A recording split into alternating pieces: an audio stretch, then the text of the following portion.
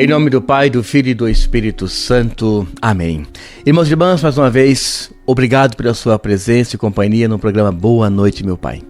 Quando eu falo que o obrigado pela presença e companhia, é porque eu sei que você está aí com a família, com amigos, também de um modo muito especial, levando avante, repartindo, compartilhando essa mensagem para que muitas pessoas possam aprender um pouco mais sobre a dimensão salvífica, que é, claro, a nossa dimensão espiritual.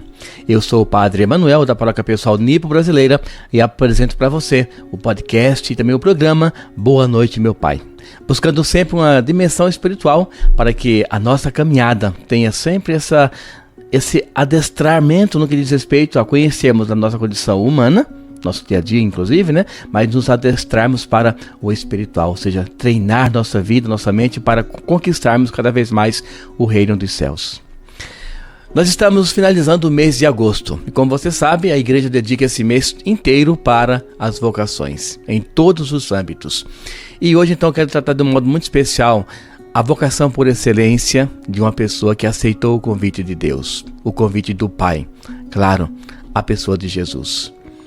Falar um pouco sobre como que essa trajetória dele em relação a aceitar a vocação, a assumir todos os compromissos que são inerentes a essa vocação, a esse chamado, e qual foi então todo esse fruto que deu para a nossa caminhada, ou seja, para nós estarmos aqui hoje buscando uma vida melhor através da qualidade de vida espiritual.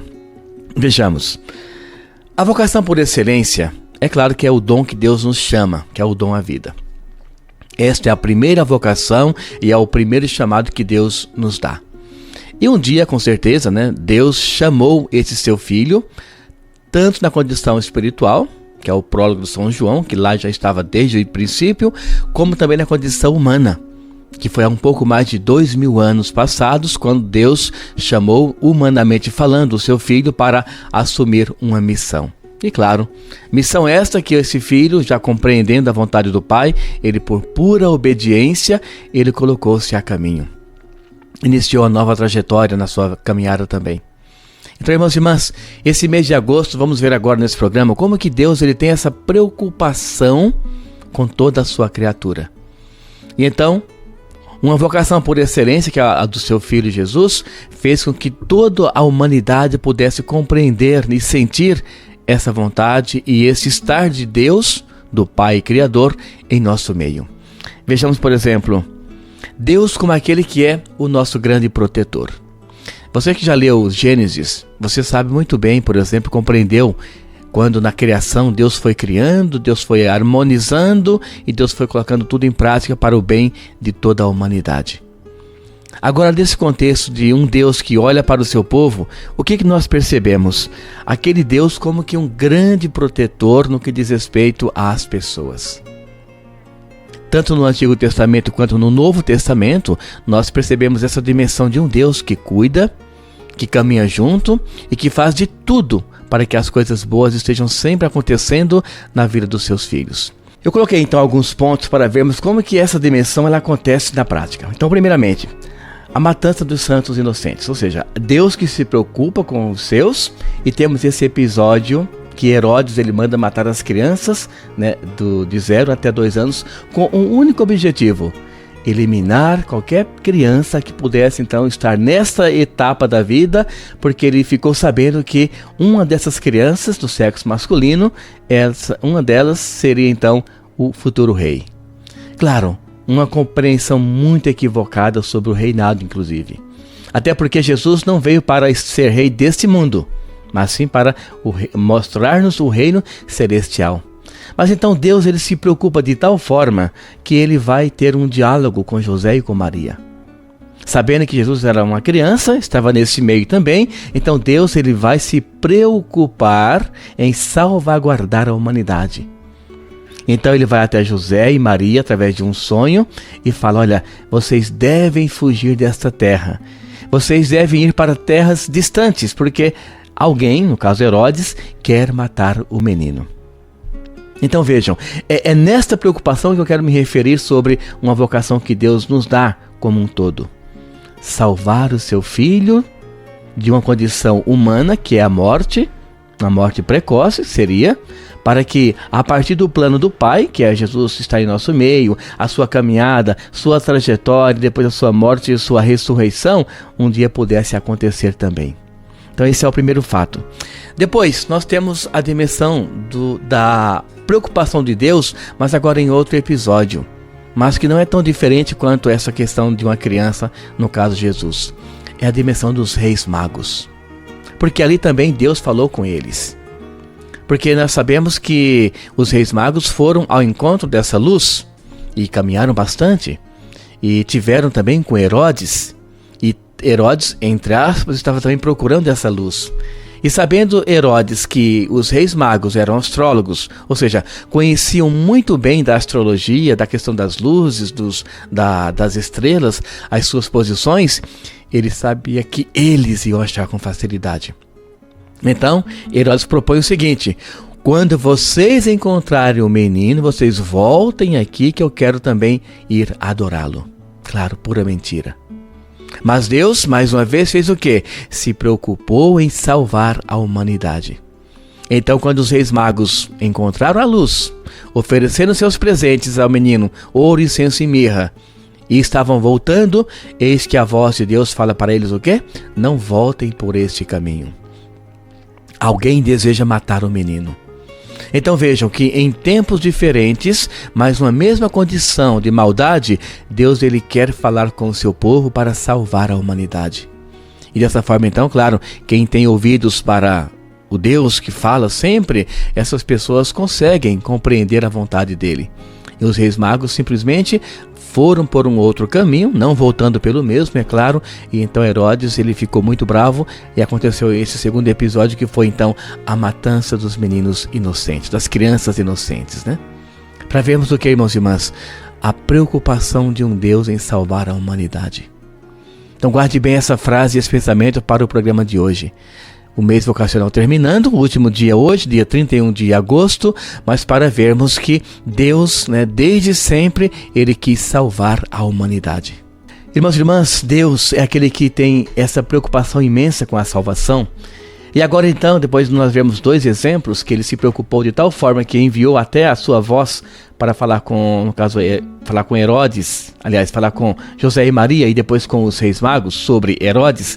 Agora nós vemos o que? Jesus que se preocupa em ouvir essa voz de Deus, do Criador, que emana do próprio Pai, é claro, e vai até o coração de Jesus. E aqui temos alguns exemplos também para vermos que a preocupação de Deus, ainda no Antigo Testamento, era imensa. Em deixar bem claro para as pessoas que Ele tinha um plano salvífico, que era enviar seu filho passar por tudo o que ele passou, mas ao mesmo tempo esse filho vencer a morte, que é uma condição humana, que não está acima da espiritual, é claro, e vencendo a morte, aconteceria então a ressurreição, que é a grande promessa de Deus. Então vejamos, o episódio de Moisés sobre a serpente no deserto. Você conhece com certeza. Como que era este episódio? As pessoas ficavam enfermas, depois de várias delas buscarem deuses diferentes, e Deus fala para Moisés: olha, o povo está revoltado. O povo está buscando um outro Deus. Até o Salmo, inclusive, fala, em um dos seus versículos, fala que eu sou um Deus ciumento. Claro, com a linguagem figurada e humana, para dizer o quê? Eu sou fiel para vocês, porque vocês estão buscando outros deuses.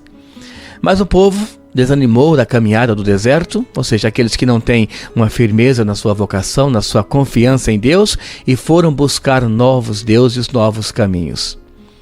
Então Deus falou que para Moisés: levante uma serpente de bronze no deserto. Faça essa imagem e levante-a no deserto.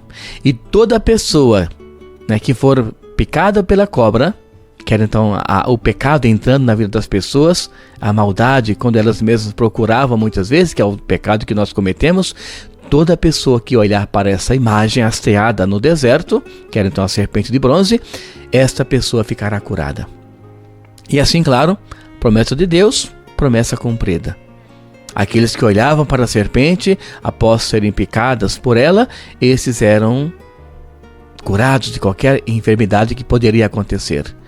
Para vermos o que, irmãos e irmãs, que dessa vez Deus ele fez com que as pessoas olhassem de algo muito mais visível. Mas claro, alguém poderia perguntar, mas por que uma serpente? Por que levantaram essa imagem de bronze lá no deserto? Inclusive algumas pessoas falam que Deus é como se estivesse mandando adorar, entre aspas, imagens. Usam essa passagem para dizer que adoramos imagens enquanto católicos. Não, claro que tem outra configuração. Este levantar esta haste, essa serpente no deserto é o quê? É uma notificação, já é uma premonição, na verdade, do que estaria para acontecer. Que era então Jesus levantado na cruz. Então perceba, esse Jesus que foi levantado na cruz é o mesmo Jesus que faz a referência àquela serpente que um dia Moisés levantou também. Então vejam as semelhanças. Por exemplo, quando alguém era pecado, ou seja, quando alguém buscava o pecado, quando alguém fazia mal para si mesmo na dimensão do pecado, eis que, olhando para essa serpente, essa pessoa ficaria curada. E a dimensão da cruz é a mesma. Jesus levantado na cruz, e quando a pessoa encontra nele esse momento de salvação, ao procurá-lo, ao olhar para ele, ao identificar sua vida para com ele, eis que a pessoa consegue o perdão dos pecados. Ou seja, a cura espiritual também. Então vejam, aquele conceito que eu falei no comecinho do nosso podcast. Deus preocupado com a salvação da humanidade. Então, tanto no Antigo quanto no Novo Testamento, foi somente esta a preocupação do Criador. Em fazer qualquer ação para que as pessoas nesta ação pudessem então encontrar o quê? Um alívio na sua condição espiritual. Um alívio na qual as pessoas iam ao encontro de Deus sabendo que Ele estava ali caminhando junto com o seu povo. Depois, essa adesão a Jesus não fica simplesmente naquele momento. Muito ao contrário. Quem adere a olhar para essa cruz, a Jesus levantado, adere também ao mesmo pensamento que o Deus já tinha colocado lá no Antigo Testamento ainda, por exemplo, em Isaías. Que é o quê? Mostrar-nos um caminho de salvação para que todos pudessem encontrar essa grande luz. Então essa cruz levantada ou essa serpente levantada por Moisés é sempre essa referência de um Deus que está ali fazendo uma adesão enquanto Criador para com a sua criatura. Como quem diz, olha, eu estendo a mão para que você possa encontrar ou reencontrar novamente o sentido da vida. Nesse caso, irmãos e irmãs, nasce para nós o conceito da semente. Aqui eu já falo das parábolas de Jesus, que é então o Novo Testamento. E nós conhecemos, claro, muitas parábolas sobre essa dimensão da semente, Mas a mais impactante, sem dúvida alguma, é esta. Quando nós percebemos que uma semente jogada no chão, um chão que é tratado, essa semente vai sempre trazer o quê? Vida nova. Nunca é morte. Uma semente colocada em cima de uma pedra, claro, o sol vem, o sol é escaldante, o sol até destrói aquela semente. Mas uma semente colocada debaixo da terra, uma terra cuidada, adubada, colocado água sempre, essa semente vai germinar. Portanto, quando eu falo da adesão, é esse sentido. Jesus que vem para dar-nos a vida nova. Ele que vem para dizer, olha, eu morri enquanto homem, na minha condição humana, mas eu sou condição divina. A morte não pode me vencer. Então a minha vocação, enquanto aquele que veio para cuidar do que Deus prometeu, é o quê? É dar um sentido amplo a todas as demais vocações. Por isso, então, hoje, fechamento do mês vocacional, eu coloquei Jesus como aquele mentor vocacional, aquele que cuida de todas as vocações e na qual também as vocações derivam, todas dela, da vocação maior que é Jesus. Dessa semente que um dia foi plantada, eclodiu, que é a ressurreição, e nessa ressurreição deu vida nova para todos nós. Então vejam a preocupação mais uma vez do Criador para com a criatura. Fazer com que nós possamos reconhecer em Jesus essa grande semente que veio para nos dar um sentido para a nossa caminhada. Irmãos e irmãs, a promessa de Jesus para agora conosco é esta. Uma vez que ele venceu toda a dimensão terrena, enquanto homem, enquanto filho obediente, ele agora quer nos dar uma morada eterna. E aqui passa pelo pensamento e também pela teologia do túmulo vazio. Essa reflexão é muito importante para vermos do quê? Que essa vocação universal de Jesus em morrer por todos nós nos traz a certeza da promessa do Pai. E qual é essa grande promessa? É dizer que um dia o seu filho venceria a morte e estaria com ele também para toda a eternidade. Então, quando nós olhamos a reflexão do túmulo vazio, o que nós pensamos? Para alguns, dúvidas. Como quem diz, aonde colocaram? Como disse Maria quando visitou o túmulo pela manhã. Para outros, essa certeza de algo que, nossa, mas nós confiávamos tanto nele e agora não está aqui, nem seu corpo está. Para outros, como o teólogo Bultmann, por exemplo, dizendo que também, olha, alguns animais silvestres vieram aqui à noite e levaram o corpo de Jesus. Mas, irmãos e irmãs, a verdade é esta. O túmulo vazio para nós, que acreditamos na ressurreição, é sinônimo de alegria. Não é que alguém roubou, não é que algum animal destruiu, levou para o deserto e deixou tudo em pedaços, não, de forma alguma. Esse túmulo vazio é a alegria do nosso coração, é o eclodir de nossa fé, uma vez que nós sabemos que isso já era predito, inclusive, tanto pelo Pai quanto pelo próprio Jesus. Ou seja, uma linguagem e uma dimensão profética. Porque ele mesmo falou que ressuscitaria para dar sentido à nossa vida, à nossa caminhada, ao nosso modo de ser. Então, esse túmulo vazio é o quê? É a certeza de um Deus que está caminhando conosco. Lembra no começo da nossa conversa, quando eu falei sobre Deus que caminhou com José e Maria, depois com os reis magos? Ele continua agora com o próprio Filho. Não somente enquanto homem vivo, mas agora também enquanto o Jesus Cristo. Aquele que passou por toda a dimensão do sofrimento, mas que agora é o ressuscitado. É o Filho eterno que veio fazer e cumprir somente a vontade de Deus. Portanto, a vocação de Jesus passa por um momento muito importante. Um pensamento, na verdade, ou até mesmo um conceito, que é o quê? A obediência. Vejam, não tem como alguém viver bem a sua vocação sem obediência àquilo que ela lhe propõe. Vejamos, o matrimônio, que é uma vocação muito bonita, inclusive. Se não tem obediência interior e espiritual, cada pessoa, o homem e a mulher, que formam esse casal, formam a família, cada pessoa quer ir para um lado. E aqui está o grande erro. Não é obediência cega, você manda e eu obedeço, não é isso. É obediência no sentido de vocês conversarem, chegarem em um consenso naquele conceito e aplicá-lo para a família. Esta é a obediência espiritual. Não é nada de eu mando, você obedece e a vida continua como deve ser. Não, de forma alguma. É esse conceito onde cada um respeita o outro, mas existe um diálogo, existe um consenso para poder existir então uma ação. Depois, a obediência aplicada, por exemplo, no ministério presbiteral. Nós, enquanto padres, devemos a obediência ao nosso arcebispo, ao nosso bispo. O que isso quer dizer para nós? Sabendo que o arcebispo é o responsável por uma arquidiocese, automaticamente por todas as suas paróquias, nós podemos muito bem vivermos em paz e levando avante a vocação que Deus nos confiou, sendo colaboradores do arcebispo nos seus serviços. Quando isso não acontece, começam as desavenças. Eu quero isso, eu quero tal situação, eu só quero esse local, porque não existe a obediência, tanto espiritual quanto canônica. Então as coisas começam a desandar. Então veja que a obediência é puramente o quê? Uma dimensão que nos leva a um projeto de salvação. Nesse contexto, então, eu falo da obediência do próprio Jesus, que ele falou bem, deixou bem claro, que ele não veio para obedecer as pessoas desse mundo.